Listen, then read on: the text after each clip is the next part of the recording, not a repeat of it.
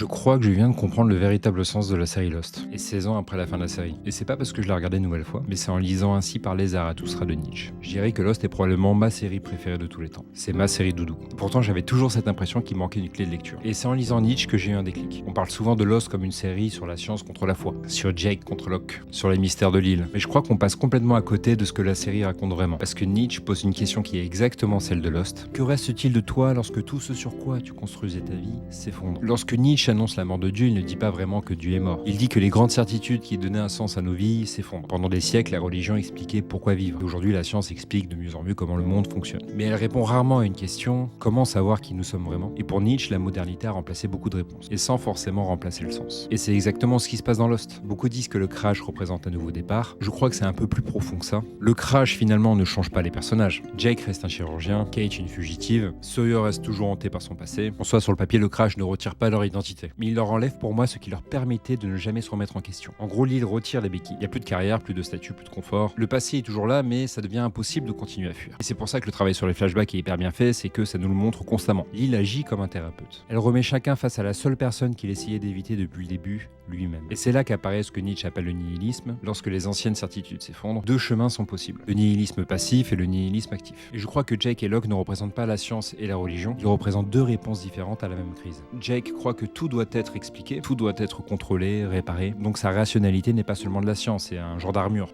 Depuis son enfance, son père lui répète qu'il n'a pas ce qu'il faut. Alors Jake tente mécaniquement de sauver tout le monde. Parce qu'au fond, il cherche surtout à se prouver qu'il mérite d'exister. Et Locke, lui, suit le chemin inverse. Il veut que sa souffrance ait un sens. Il ne recherche pas du tout le contrôle, mais il cherche une justification. Donc il veut croire que l'île l'a choisi, que tout ce qu'il a vécu était nécessaire, et Locke cherche le sens dans le destin. Et les deux poursuivent exactement la même chose. Donc autrement dit, Jake cherche le sens dans le contrôle. C'est une certitude, une garantie. Tant qu'on a besoin d'une garantie extérieure, nous ne sommes pas encore libres. Et c'est là que le concept du surhomme entre en scène. Et c'est probablement le concept le plus mal compris de Nietzsche. Le surhomme n'est pas un homme supérieur. Donc ce n'est pas un héros, ce n'est pas l'élu. C'est quelqu'un qui cesse enfin d'attendre qu'une vérité extérieure lui dise qui il est. Il crée lui-même ses propres valeurs. Et moi, pendant longtemps, je pensais que Locke était justement ce personnage qui était le plus proche du surhomme. Et aujourd'hui, je pense que c'est totalement l'inverse. Parce que Locke attend constamment que l'île lui révèle sa mission. Il attend qu'on lui dise qui il est. Et quand il découvre que ses croyances vacillent, il s'effondre totalement avec elle. Et Jake, lui, commence exactement à l'opposé. Donc il veut tout contrôler, il veut tout comprendre. Puis saison après saison, on voit totalement ses certitudes qui tombent, jusqu'au moment où il cesse enfin d'attendre une preuve avant d'agir. Et je pense que c'est ça que Nietzsche appelait devenir soi-même. C'est pas d'avoir raison, mais c'est d'agir malgré l'incertitude. Et il y a un autre passage que j'ai bien aimé du bouquin, où il parle de trois métamorphoses, le chameau, le lion et l'enfant. Donc le chameau, lui, porte le poids des attentes, le lion apprend à dire non, et l'enfant, lui, c'est celui qui invente, qui recommence. Et dans Lost, on a ces trois personnages. Jake est le chameau, Locke le lion, c'est celui qui refuse les limites imposées. Et finalement, le personnage qui ressemble le plus à l'enfant, c'est Hugo. Donc Hurley, qui est un de mes personnages préférés. Parce qu'à la fin de la série, c'est très important, mais il reproduit pas le système de Jacob. Il va inventer une autre manière de protéger l'île. Donc Lost, c'est une série sur un endroit où toutes les histoires qu'on se raconte sur nous-mêmes cessent de fonctionner. Et une question demeure. Si on te retire ton métier, ton argent, ton statut, tes croyances, tes certitudes, qui es-tu vraiment?